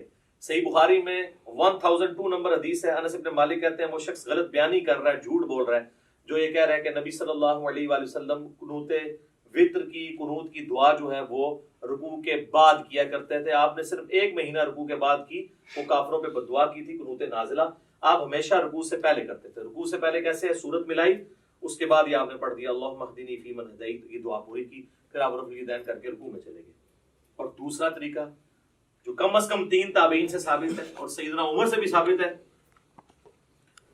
اور المصنف ابن ابی شیبہ میں, مستدرک الحاکم میں, صحیح ابن حبان کے اندر, ابن خزیمہ کے اندر, المعجم الکبیر طبرانی کے اندر ڈیٹیل سے مل جائے گا آپ کو کہ سیدنا عمر جو ہے وہ تکبیر کہتے تھے دعائے قنوت پڑھنے سے پہلے. یعنی سورت ملا لی, اس کے بعد سورت ملانے کے بعد آپ نے اللہ اکبر کیا, تکبیر کہی, اور دوبارہ ہاتھ باندھ کے آپ نے دعائے قنوت مانگی. اس میں ہاتھ نہیں اٹھانے ہوتے کیونکہ یہ قنوت نازلہ نہیں ہے, یہ عام قنوت ہے. عام قنوت میں ہاتھ باندھے جاتے ہیں, یا ارسال الیدین کر کے آپ پڑھیں. ہاتھ اٹھانے والی کافروں میں بد دعا ہے, اور وہ ہوتی بھی رکوع کے بعد ہے, اور وہ ہوتی بھی عموماً فرض رکعت جو فرض نماز ہے اس کی آخری رکعت میں رکوع میں جانے کے بعد ہوتی ہے, جو سنت ہے. وہ آپ کو قنوت والا چیپٹر مشکات میں مل جائے گا, ابو داؤد ترمذی ابن ماجہ کے حوالے سے حدیث مل جائے گی. اور جو قنوت وطر کے اندر کوئی قنوت نازلہ کرنا چاہتا ہے تو نبی علیہ السلام سے ثابت نہیں, لیکن صحابہ کرام سے, ابی ابن کعب سے صحیح ابن خزیمہ کے اندر موجود ہے, جس میں دعائے قنوت بھی انہوں نے پڑھی اور ساتھ درود شریف بھی پڑھا اینڈ کے اوپر, اور بھی دعائیں مانگی. وہ آپ کر سکتے ہیں, صحابہ کا یہ طریقہ. اور میں اس پہ اکثر کہتا ہوں کہ جو لوگ کہتے ہیں کہ صحابہ کرام نعوذ باللہ حجت نہیں ہے، ہم نے مرفوع حدیثی دیکھنی ہے، تو ان کے لیے لمحہ فکری ہے کہ وہ جتنی یہاں پہ قنوت نازلہ پڑھا رہے ہیں اپنے وطروں کے اندر رمضان میں، وہ تو صحابہ کا طریقہ ہے۔ جب داڑھی کی باری آتی ہے ہم نہیں کاٹتے، لیکن مٹھی کے بعد صحابہ کا اجماع ہے کہ کاٹنا جائز ہے۔ وہاں کہتے ہیں نہیں ہم نبی علیہ السلام کو دیکھ رہے ہیں، تو نبی علیہ السلام کو بھی نہیں آپ دیکھ رہے، نبی علیہ السلام کی تو مٹھی سے بڑی نہیں ہے، یہ بھی میں نے ثابت کیا ہے الحمدللہ۔ ساتھ ساتھ تھوڑی سی برین واشنگ ہوتی رہنی چاہیے، تبھی چیزوں کی سمجھ آتی ہے۔ تو اللہ اکبر کہہ کے ارسال الیدین کیا یا ہاتھ باندھے اور آپ نے دعائے قنوت پڑھی، اس کے بعد اللہ اکبر کہہ کے دعائے قنوت کے بعد روشی بھی پڑھنا ہے، اور پھر آپ نے وہ پورا کیا۔ اب چونکہ چاہے آپ نے فصل کیا ہوا ہے، درمیان میں 2 پڑھ کے سلام پھیرے ہوئے ہیں، یا آپ نے 2 کے بعد آپ کھڑے ہوئے ہیں، دونوں صورتوں میں تیسری رکعت تو آپ کی وتر کی آخری ہوگی، اس میں پھر آپ تورکی بیٹھیں گے۔ بلکہ سنن کبریٰ البیہقی میں یا مصنف ابن ابی شیبہ میں ملتا ہے نا کہ جس رات سیدنا ابو بکر کو دفن کیا گیا تو رمضان کی رات نہیں تھی، تو حضرت عمر نے کہا میں نے تو وتر ہی نہیں پڑھے ہوئے ہیں، تو پھر انہوں نے کہا میں جماعت کراتا ہوں تو میرے پیچھے وتر پڑھو۔ اس سے یہ بھی بات پتہ چلی کہ رمضان کے علاوہ وتر کی جماعت کروائی جا سکتی ہے۔ تو اس میں انہوں نے وتر اسی طریقے سے پڑھائے تھے کہ انہوں نے درمیان تشہد چھوڑا تھا اور اپنا 3 وتر پڑھائے تھے۔ اور وتر کے اوپر میرا ڈیٹیلڈ 130 مسئلہ ہے، اس میں میں نے ساری نیٹی گریٹیز ڈسکس کی ہیں، آج اس ڈیٹیل میں جانے کی ضرورت نہیں۔ نماز وتر بھی کمپلیٹ ہوگی تھی، کوئی چیز ہے تو نہیں کی نماز وتر کے حوالے سے؟ کون سی دعا آخر میں؟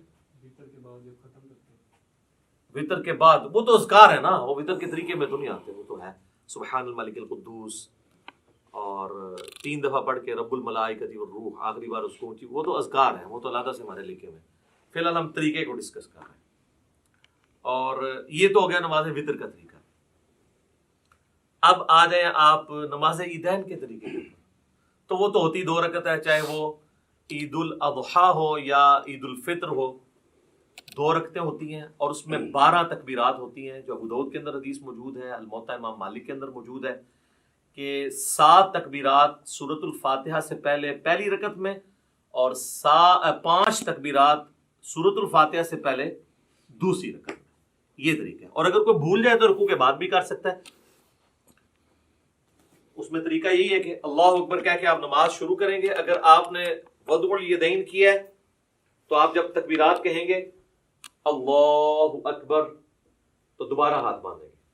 اگر آپ ارسال الیدین کر رہے ہیں تو اللہ اکبر اللہ اکبر، یوں 7 تکبیرات کو آپ پورا کریں گے، اور اس کے بعد یعنی ثنا پڑھنے کے بعد 7 تکبیرات، پھر اعوذ باللہ بسم اللہ پڑھ کے امام نے سورۃ الفاتحہ پڑھنی ہے، آپ نے سننی ہے، اور دوسری رکعت میں امام جب سورۃ الفاتحہ شروع کرنے لگے گا اس سے پہلے وہ تکبیرات کہتا ہے۔ اگر کوئی پہلے میں بھول گیا ہوا ہے تو دوسرے میں 12 پوری کر لے، یعنی یہ زائد تکبیرات ہی ہیں، سنت افضل عمل ہے۔ تو عید کی نماز کے اندر یہ ایک مین چیز ہے، اور عید کی نماز جمعے کی طرح دن کی نماز ہونے کے باوجود جہری نماز ہے۔ ویسے دن کی جتنی نمازیں ہیں وہ سرن ہے، چاہے زور ایسا ہے، جمعے کی بلند آواز سے ہوتی ہے، اور عید کی بھی اگرچہ دن کی نماز ہے لیکن وہ جہرن پڑھی جاتی ہے۔ اور دوسرا فرق یہ ہے کہ جمعے میں خطبہ پہلے ہوتا ہے، نماز بعد میں، اور عیدین کے اندر کیا ہوتا ہے؟ نماز پہلے خطبہ بعد۔ باقی وہ آل امیہ نے پہلے شروع کروا دیا تھا، کیونکہ بعد میں حضرت علی کے اوپر وہ لانتے کرتے تھے، تو ظاہر سامنے تو صحابہ بیٹھے تھے۔ 5 تکبیروں میں باندھنے، یار میں نے بتایا ہے کہ اگر ارسال الیدین کر رہے ہیں تو ارسال الیدین کریں گے، اگر وضع الیدین کرنا ہے تو وضع الیدین، چھوڑنا نہیں ہے، حنفی چھوڑتے ہیں مجھے پتا ہے، ہاں وہ میں نے کلیئر کر دیا کیا کرنا ہے، اسی لیے کہا ہے تو اس کو مزید کلیئر کرتے ہیں۔ تو عید کی نماز کے اندر ہمارے حنفی بھائیوں کے اندر یہ چیز موجود ہے کہ وہ ارسال الیدین کرتے ہیں، اور آخری دفعہ جب وہ تکبیر کہتے ہیں، خیر وہ 12 تکبیریں تو کہتے بھی نہیں، وہ 6 تکبیریں کہتے ہیں، تو اس کو باندھتے ہیں۔ تو ٹھیک ہے یار، کسی بہانے چلو سال بعد یا رفع دین کر رہے ہیں، کرن دو۔ شکر ہے کہ وہ جو گھوڑوں کی دموں والا انہوں نے ایک تماشا لگایا ہوا تھا، اور وہ کہتے تھے وہ بت رکھ کے آتے تھے، وہ ساری چیزیں ختم ہو جاتی ہیں۔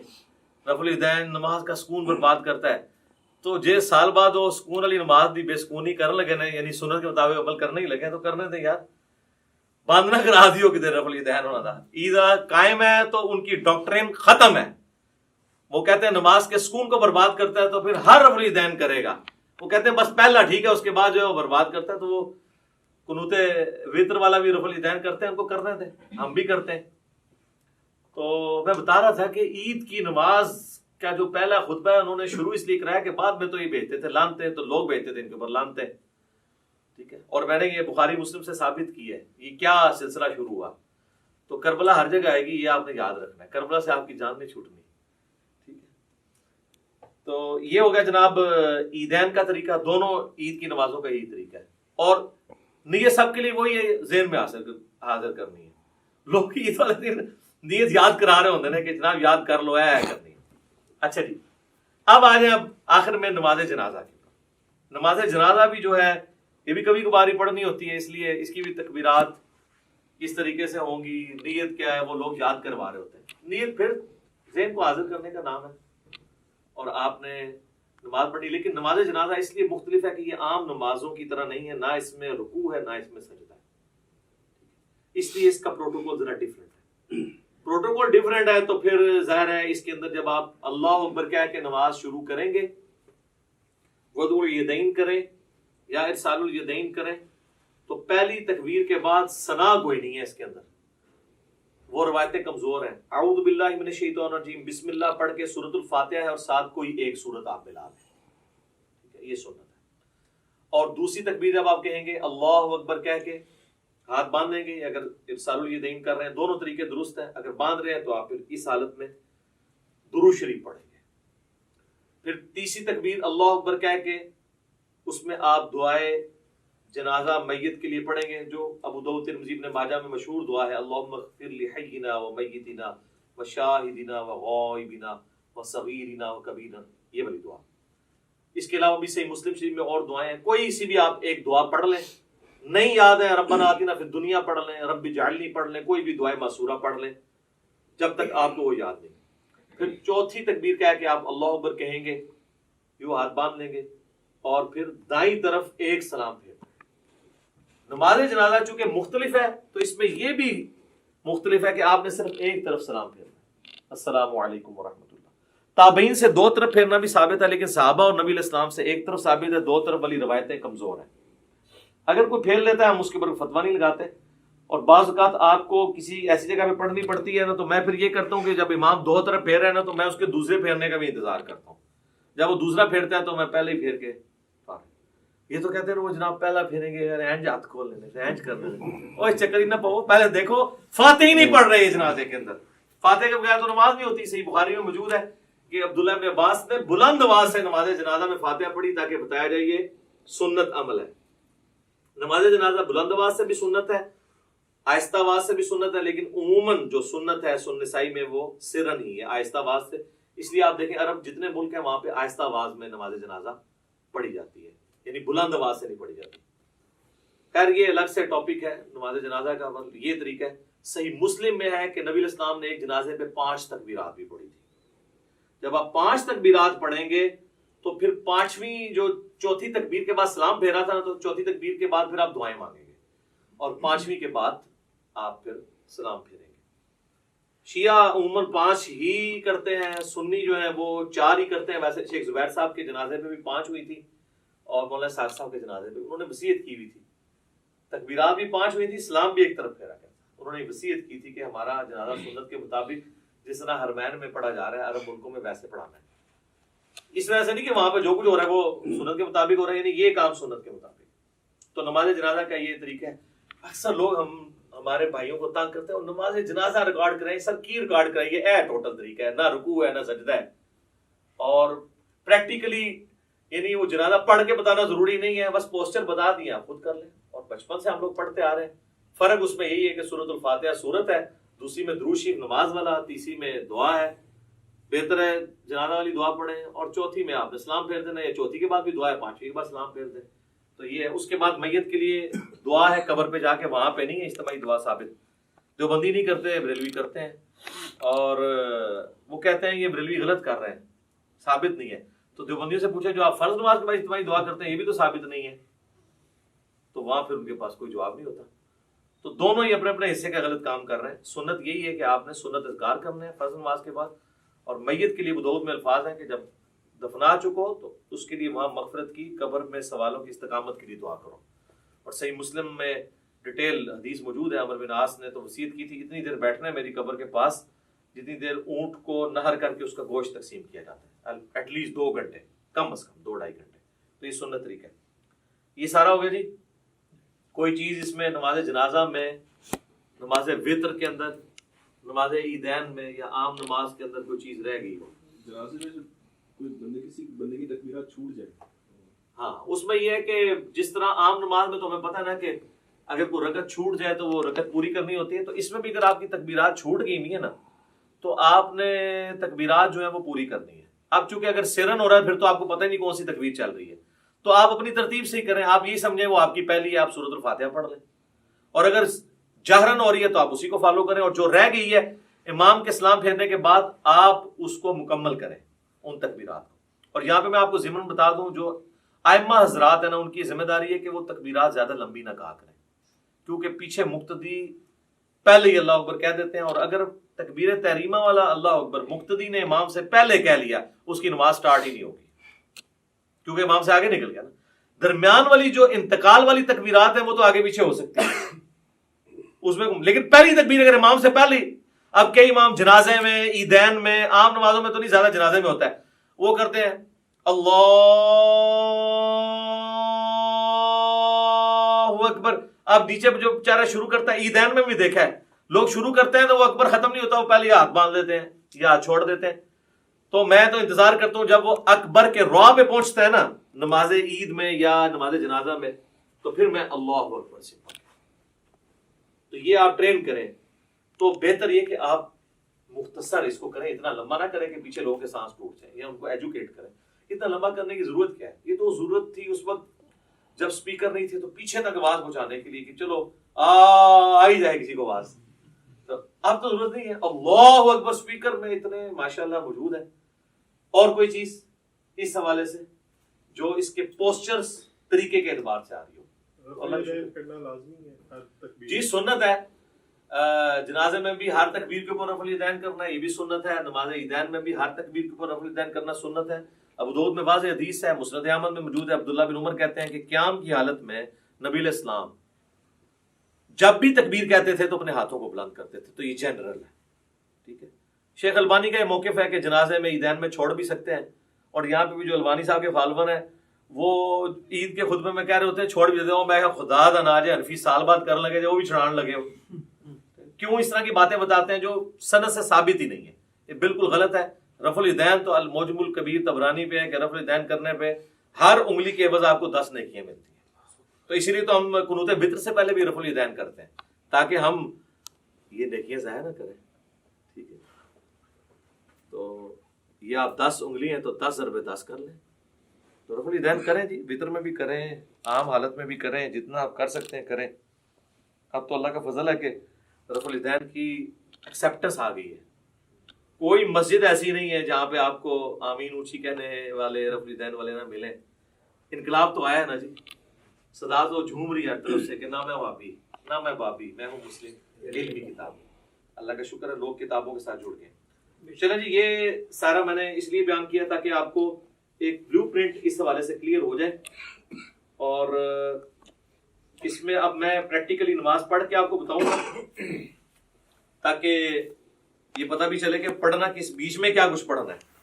اور اس میں پوسچر اس طریقے سے بناؤں گا جو میں نے آپ کو ایجوکیٹ کی ہیں، انہی پوسچرز کے مطابق میں آپ کو لے کے چل رہا ہوں گا تاکہ آپ اس سنت کے مطابق نماز کے طریقے کے اوپر عمل کر سکیں. تو اب انشاءاللہ تعالیٰ میں پریکٹیکلی نماز پڑھ کے بتاؤں گا انشاءاللہ. اچھا میرے بھائیو، اب میں انشاءاللہ آپ کو پریکٹیکلی کم از کم 2 رکعت پڑھ کے بتاؤں گا تاکہ آپ کو پتہ چلے کہ نماز کے اندر کون کون سی تسبیحات پڑھنی ہے، ثنا کیسے پڑھنی ہے، سورۃ الفاتحہ، جو ایک کم از کم درجہ نماز کا اتنا ہونا چاہیے. باقی آپ جتنا گڑ ڈالیں گے اتنا میٹھا ہے. تو چند تسبیحات کے ساتھ میں اس کو کور کروں گا تاکہ آپ لوگ وہ چیزیں یاد بھی کر سکیں. جو لوگ سن کے یاد کرنے کے عادی ہیں ان کے لیے انشاءاللہ تعالیٰ آسانی ہوگی انشاءاللہ تعالیٰ. ساتھ ساتھ پوسچر بھی کور ہو جائیں گے انشاءاللہ تعالیٰ.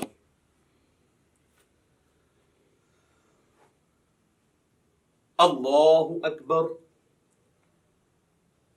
سبحانك اللهم وبحمدك وتبارك اسمك وتعالى جدك ولا إله غيرك. أعوذ بالله من الشيطان الرجيم. بسم الله الرحمن الرحيم الحمد لله رب العالمين الرحمن الرحيم مالك يوم الدين إياك نعبد وإياك نستعين اهدنا الصراط المستقيم صراط الذين أنعمت عليهم غير المغضوب عليهم ولا الضالين آمين بسم الله الرحمن الرحيم قل يا أيها الكافرون لا أعبد ما تعبدون ولا أنتم عابدون ما أعبد ولا أنا عابد ما عبدتم ولا أنتم عابدون ما أعبد لكم دينكم ولي دين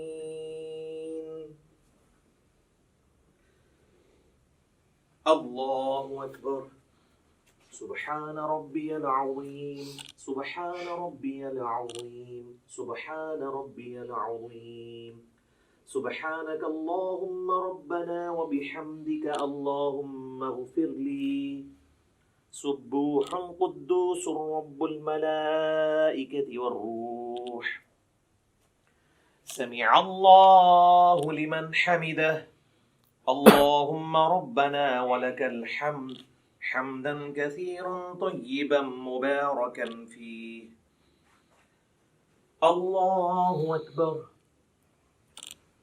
سبحان ربي الأعلى سبحان ربي الأعلى سبحان ربي الأعلى سبحانك اللهم ربنا وبحمدك اللهم اغفر لي سبوح قدوس رب الملائكة والروح الله أكبر رب اغفر لي رب اغفر لي اللهم اغفر لي وارحمني واهدني وعافني وارزقني الله أكبر سبحان ربي الأعلى سبحان ربي الأعلى سبحان ربي الأعلى سبوح قدوس رب الملائكة والروح سبحانك اللهم ربنا وبحمدك اللهم اغفر لي الله أكبر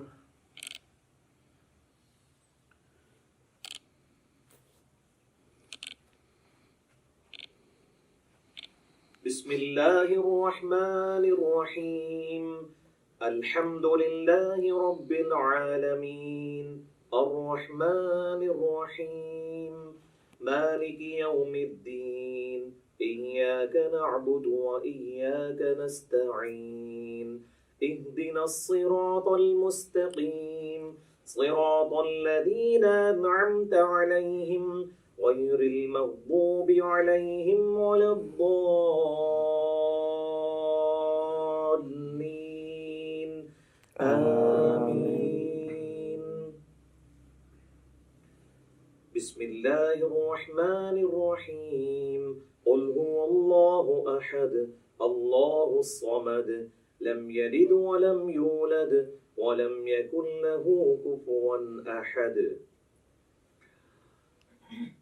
الله أكبر سبحان ربي العظيم سبحان ربي العظيم سبحان ربي العظيم سبوح قدوس رب الملائكة والروح سبحانك اللهم ربنا وبحمدك اللهم اغفر لي سمع الله لمن حمده اللهم ربنا ولك الحمد حمدا كثيرا طيبا مباركا فيه الله أكبر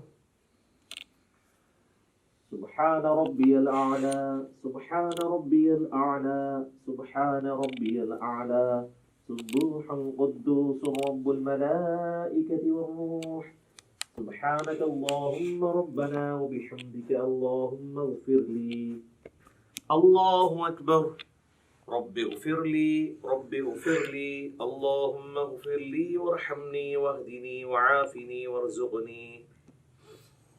الله أكبر. سبحان ربي الأعلى سبحان ربي الأعلى سبحان ربي الأعلى سبوح القدوس رب الملائكة والروح.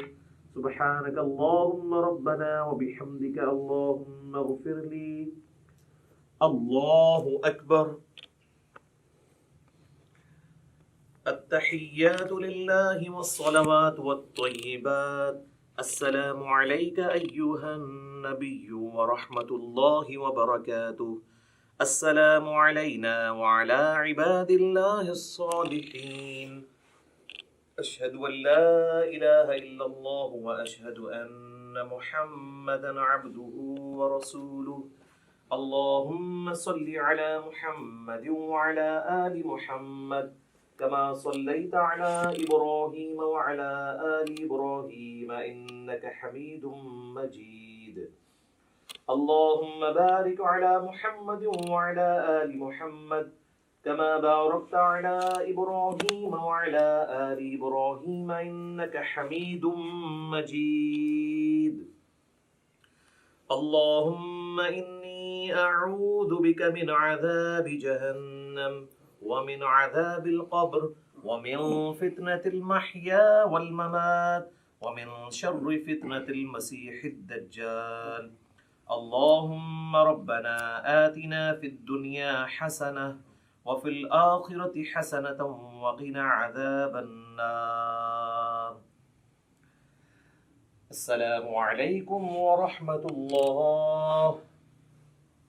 السلام علیکم ورحمۃ اللہ.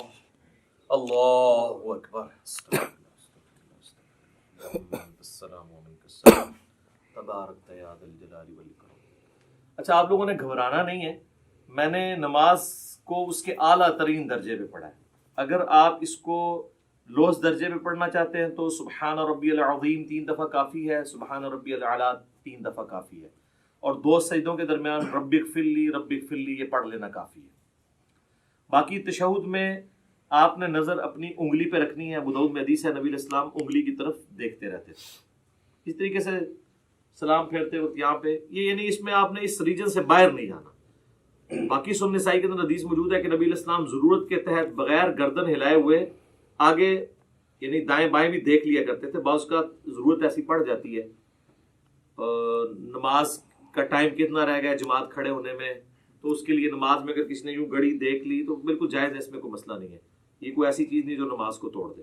تو یہ 2 رکعت والی نماز تھی، اس لیے میں نے پہلے تشہد میں ہی تورک بیٹھ گیا. اگر یہ درمیان والا تشہد ہوتا تو میں اس طرح بیٹھتا اور عبدہ و رسولہ کے بعد اللہم صلی علی محمد وعلی آل محمد افضل ہے، یا اس کے بغیر ہی عبدہ و رسولہ کے بعد میں پھر تیسری رکعت کے لیے یوں کر کے کھڑا ہو جاتا اور پھر تیسری رکعت بھی مکمل کرتا، چوتھی کے بعد پھر تورک بیٹھتا. میں نے 2 رکعت اس لیے کی تاکہ آپ کو یہ پتہ چل جائے کہ بیچ میں پڑھنا کیا ہے. اب آپ آ جائیں نماز وطر کی طرف. نماز وطر میں بھی میں نے آپ کو پہلے بتا دیا کس طریقے سے پڑھنا ہے. اب اس کی جو آخری رکعت ہے وہی سب سے امپورٹنٹ ہے کہ جس میں آپ نے سورت ملانے کے بعد دعائے قنوت پڑھنی ہے. سنت یہی ہے کہ پہلی رکعت میں آپ سبح اسم ربک الاعلیٰ پڑھیں، دوسری میں قل یا ایھا الکافرون، اور تیسری میں قل ھو اللہ احد، اور قل اعوذ برب الفلق قل اعوذ برب الناس بھی ثابت ہے. تو بہرحال فرض کیا ہم وطر کی تیسری رکعت میں پہنچ گئے ہیں، ہم نے سورت بھی ملا لی ہے. اگر ہم وضع الیدین کر کے نماز پڑھ رہے ہیں تو میں اسی سے سٹارٹ لیتا ہوں تاکہ آپ کو پتہ چلے اس کے بعد کرنا کیا ہے. بسم اللہ الرحمن الرحیم. قل هو اللہ احد اللہ الصمد لم یلد ولم یولد ولم یکن له کفوا احد. اللہ اکبر. اللهم اهدني فيمن هديت وعافني فيمن عافيت وتولني فيمن توليت وبارك لي فيما أعطيت وقني شر ما قضيت فإنك تقضي ولا يقضى عليك إنه لا يذل من واليت ولا يعز من عاديت تباركت ربنا وتعاليت. اللهم صل على محمد وعلى آل محمد كما صليت على إبراهيم وعلى آل إبراهيم إنك حميد مجيد. اللهم بارك على محمد وعلى آل محمد كما باركت على إبراهيم وعلى آل إبراهيم إنك حميد مجيد. الله أكبر. سبحان ربي العظيم سبحان ربي العظيم سبحان ربي العظيم. سمع الله لمن حمده. اللهم ربنا ولك الحمد حمدا كثيرا طيبا مباركا فيه. پھر اسی طریقے سے آپ نے کنٹینیو کرنا ہے. یہ وہ ڈفرنس تھا. باقی جو عید کی تکبیرات ہیں وہ تو بتانے کی ضرورت نہیں ہے. سورۃ الفاتحہ سے پہلے آپ نے ہر دفعہ اللہ اکبر کہنا ہے. پھر سال الیدین کر رہے ہیں تو ہاتھ چھوڑ دینے ہیں. اگر وضع الیدین سے نماز پڑھ رہے ہیں تو ہر تکبیر کے بعد آپ نے ہاتھ باندھنے ہیں. اور یہ جو 7 تکبیریں جب ہو جائیں گی، پہلی تو نماز سٹارٹ کرنے والی ہے، جو 8ویں تکبیر وہ بن رہی ہوگی جس میں آپ نے سورہ فاتحہ شروع کرنی ہے، کیونکہ 7 پہلی میں جو ہیں وہ زائد ہیں اور 5 دوسری کے اندر زائد ہیں. اب آ جائیں نماز جنازہ. وہ تو پریکٹیکلی پڑھ کے بھی بتایا جا سکتا ہے، اتنا لمبا نہیں ہے. پہلی رکعت یعنی پہلی جو اس کی تکبیر ہے اس کے بعد اللہ اکبر کہہ کے اگر آپ وضع الیدین کر رہے ہیں تو اس حالت میں، اور ارسال الیدین کر رہے ہیں تو اس حال کے اندر آپ نے سورۃ الفاتحہ اور سورت ملانی ہے. اور دوسری میں آپ نے اللہ اکبر کہہ کے جو ہے وہ درود شریف پڑھنا ہے نماز والا. پھر اللہ اکبر کہہ کے ہر دفعہ رفع الیدین کرنا ہے. تیسری میں آپ نے جو ہے وہ دعا پڑھنی ہے، وہ میں آپ کو پڑھ کے بتا دیتا ہوں. اللہم اغفر لحینا ومیتنا وشاہدنا وغائبنا وصغیرنا وکبیرنا وذکرنا وانثانا. اللہم من احییتہ منا فاحیہ علی الاسلام ومن توفیتہ منا فتوفہ علی الایمان. اللہ اکبر. السلام علیکم ورحمۃ اللہ. یہ مکمل ہو گیا. دوسری طرف تو بتایا ثابت نہیں ہے. تو یہ نماز جنازہ والا بھی ہو گیا. اب انشاءاللہ تعالی ہم فزیکلی جب جماعت میں نماز پڑھنی ہے تو اس میں کیسے پاؤں سے پاؤں ملانا ہے، کس طریقے سے کھڑا ہونا ہے، اس کے لیے کیا پوسچر ہوگا، وہ پریکٹیکلی ہم کچھ بھائیوں کو یہاں صف میں کھڑا کریں گے. پھر میں انشاءاللہ تعالی، کیونکہ بعض اوقات جب آپ جماعت سے نماز پڑھ رہے ہوتے ہیں اس میں آپ کو تھوڑی نرمی کا مظاہرہ کرنا پڑتا ہے. اب یہ لوگ کہتے ہیں جی وہ ہاتھ پھیلا کے یوں اس طریقے سے سجدہ کرنا ہے، لیکن سر سنن ابی داؤد میں، سنن نسائی میں یہ بھی حدیث ہے کہ اپنے بھائیوں کے لیے جماعت میں نرم ہو جاؤ. جب آپ جماعت میں نماز پڑھ رہے ہوں گے پھر آپ نے یہ والا سجدہ نہیں کرنا.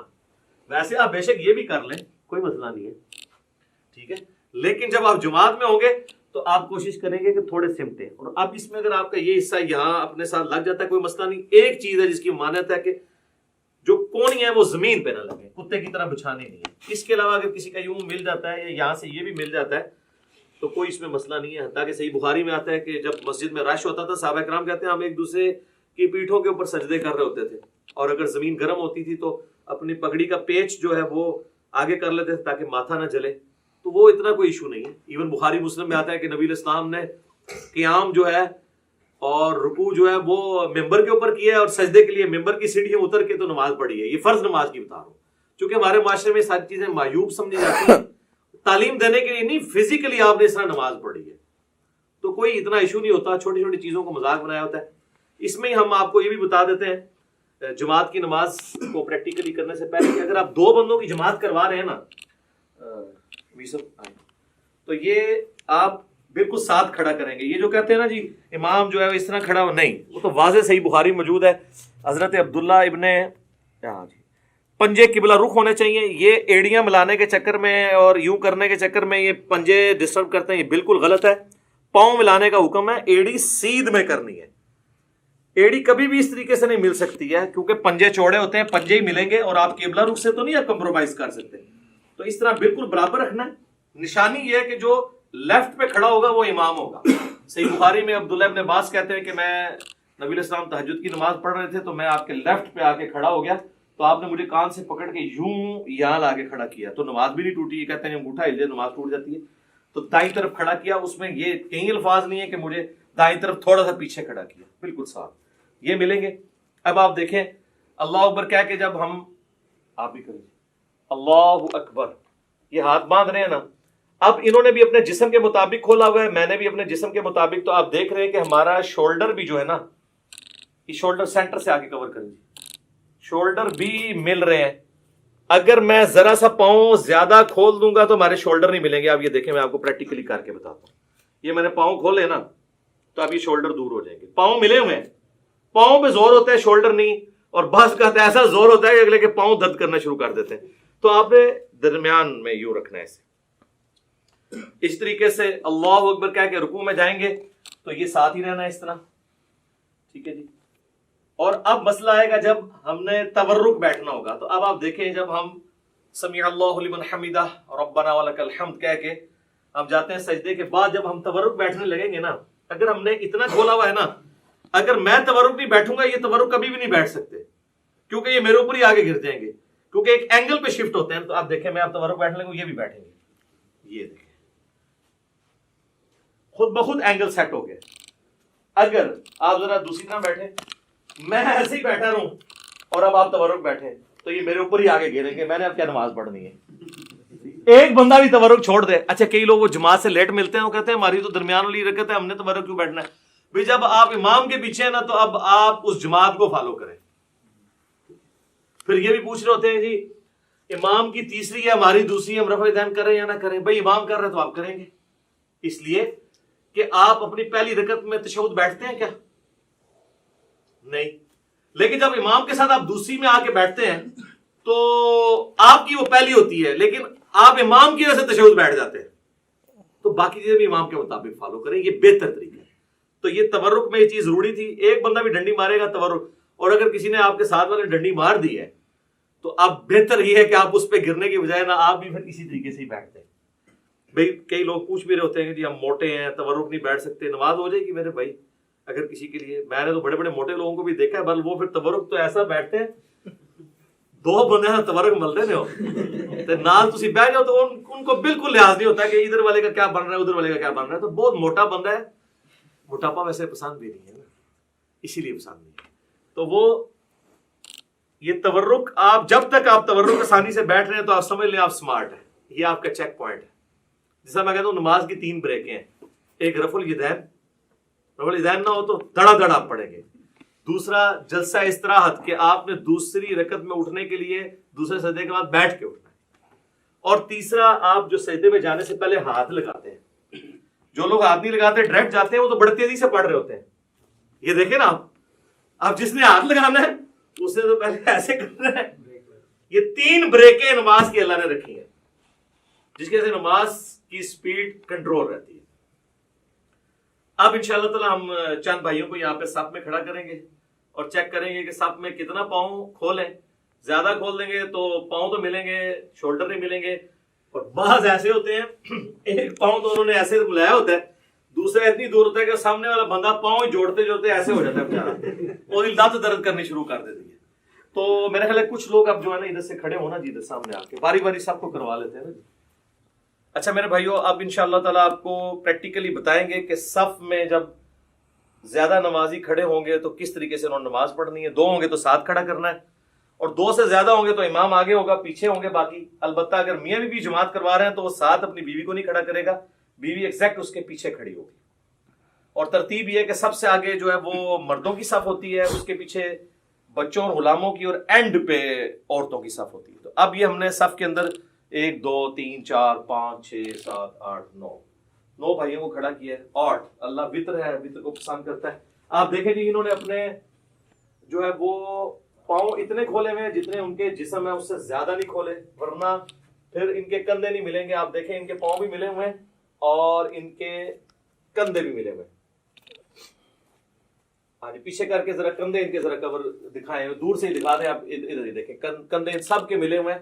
اگر ان میں سے کسی نے ذرا سے پاؤں زیادہ کھول دیے کم, تو پھر ان کے لیے یہ تھوڑا سا ویسے ہوا ہے ان کا, ٹھیک ہے. یہ آپ نے خود ڈیسائیڈ کرنا ہے. شعیب بھائی آپ کو پاؤں زیادہ پھیلانے ہوں گے، آپ کے اوپر سے باڈی چوڑی ہے، ہاں یہ آپ نے غلط کیا ہے، اور ٹھیک ہو گیا جی. پاؤں کے پنجے قبلہ رخ ہیں، ایڑیاں سیدھ میں ہیں، اور یہ صحیح بخاری میں موجود ہے کہ صحابہ کرام کہتے ہیں کہ جب ہم صف سیدھی کرتے تو پاؤں سے پاؤں یلزقو کے الفاظ ہیں، مل جایا کرتے تھے. ایڑیاں ملیں گی، پنجے آگے پیچھے ہو سکتے ہیں. آپ دیکھ رہے ہیں کہ کسی کا پاؤں چھوٹا ہے تو اس کا پنجہ پیچھے ہے، ان کا پاؤں بڑا ہے پنجہ آگے، لیکن ایڑی سب کی سیدھ میں، ایڑی کو سیدھ میں رکھ کے سب سیدھی کرنی ہے، پنجے کو نہیں. اور ملنے پہ جب باری آئے گی تو صرف پنجے ہی ملے گا، ایڑی تو نہیں مل پائے گی. ایڑی کو ملانے کی کوشش کریں گے تو بعض لوگ ایسے کر لیتے ہیں، وہ ٹیڑے ہو جاتے ہیں پاؤں، وہ بالکل غلط ہے، قبلے سے تو نہیں ہٹنا.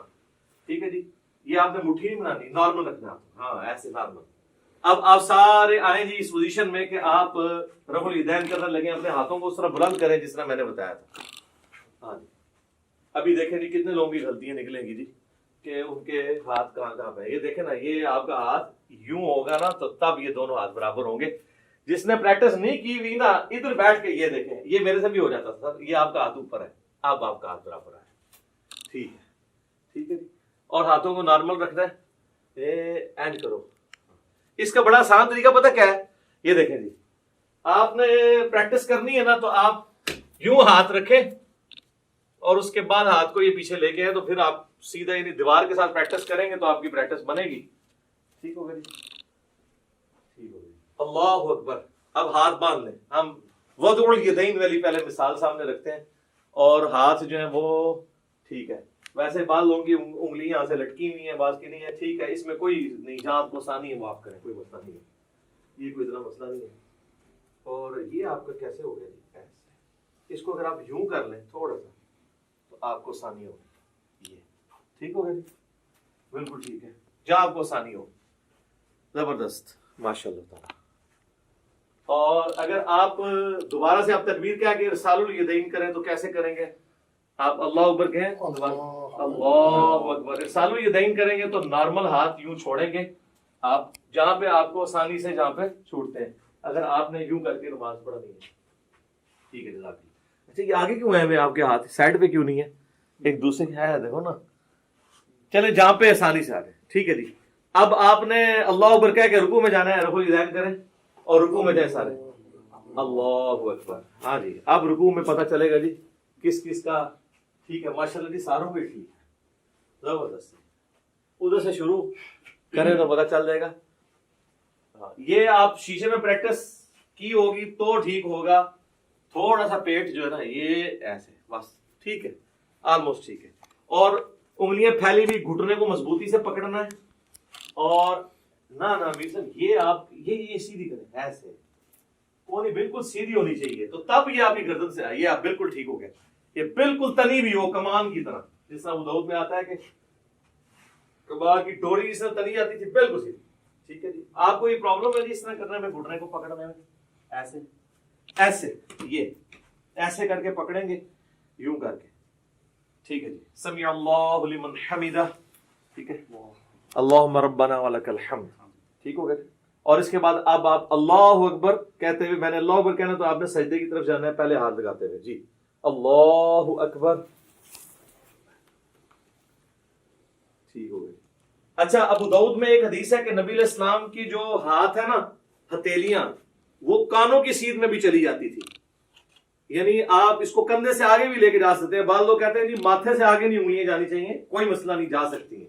بس بہتر طریقہ وہی ہے جس طریقے سے آپ لوگوں نے کیا ہوا ہے. اب آپ دیکھیں، اب آپ چوڑا سجدہ نہیں کر سکتے، آپ لوگوں کے آپ کو ایک دوسرے کو اکاموڈیٹ کرنا پڑا ہے، تو نماز میں اسی طریقے سے کرنا ہے. اور پیچھے سے ایڑیاں سب کی جڑی ہوئی ہیں جی. ہاں جی، ایڑیاں بھی دیکھنی ہے اور پنجے قبلہ رخ ہونے چاہیے. ٹھیک ہے، ٹھیک ہے، جزاک اللہ، بہترین. اب میں اللہ اکبر کہوں گا تو آپ نے جلسے بیٹھنا ہے. اللہ اکبر. دایاں پاؤں کھڑا کیا اور بایاں بچھا لیا. ٹھیک ہو گیا جی. اب اس میں دیکھیں کوئی نہیں، آپ دو سجدوں کے درمیان نہیں انگلی اٹھانی، انگلی تھلے رکھو. ہاں، اینڈ رکھنا ہے نارمل. اور آپ گھٹنوں تک بھی رکھ سکتے ہیں، گھٹنوں سے آگے بھی، جہاں آپ کو آسانی، اس میں کوئی نہیں ہے. اور نارمل رکھنی ہے انگلی، نہ ایسے جوڑنی، نہ ایسے. سجدے میں بھی میں نے بتایا نہ جوڑنی، جو نارمل ہے. اچھا، اب ہم نے دوسرا سجدہ کریں اور پھر اس کے بعد آپ سب تورک بیٹھیں، کیونکہ اس طرح تو آپ بیٹھ جائیں گے، تورک بیٹھنا ہے. اب اللہ اکبر کہوں گا، دوسرا سجدہ کریں. اللہ اکبر.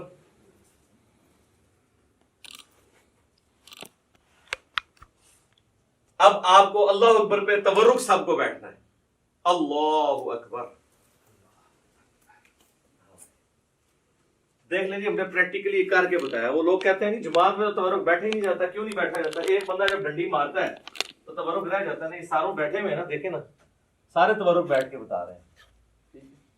تورک بیٹھیں گے سارے تو پھر کور ہوگا. ایک بندہ بھی ڈنڈی مارے گا تو ساتھ والا دوسرے تورک نہیں بیٹھے گا. ٹھیک ہوگا جی. یہ پریکٹیکلی نماز میں یہ چیز ضروری تھی. اب ٹھیک ہے, سلام بھیج دیں جی. السلام علیکم ورحمۃ اللہ. السلام علیکم ورحمۃ اللہ. ٹھیک ہے. اچھا میرے بھائیوں, آج کی یہ پریکٹیکل ہماری جو نشست تھی اب اس سے کنکلوڈ کرتے ہیں. بیسیکلی میں نے کوشش کی کہ آپ کو ایک بلو پرنٹ آپ کے سامنے رکھ دیا جائے کہ آپ نے نماز پڑھنی کیسے. باقی اس کے اوپر تو گھنٹوں بولا جا سکتا ہے. آپ میری ویڈیوز دیکھ لیں, ہر ٹاپک کے اوپر کئی ایک ویڈیو کلپس ریکارڈڈ موجود ہیں. اللہ تعالیٰ ہماری اس ایفرٹ کو قبول فرمائے. اللہ تعالیٰ سے دعا ہے جو حق بات میں نے کہی اللہ تعالیٰ ہم سب کے دلوں میں راسخ فرمائے. اگر جذبات میں میرے منہ سے کوئی غلط بات نکل گئی تو اللہ تعالیٰ ہمارے دلوں سے معاف کر دے. ہمیں کتاب و سنت کی تعلیمات پر عمل کر کے دوسرے بھائیوں تک پہنچانے کی توفیق عطا فرمائے. سبحانک اللہم و بحمدک اشہد ان لا الہ الا انت استغفرک و اتوب الیک وما علینا الا البلاغ المبین. جزاکم اللہ خیرا.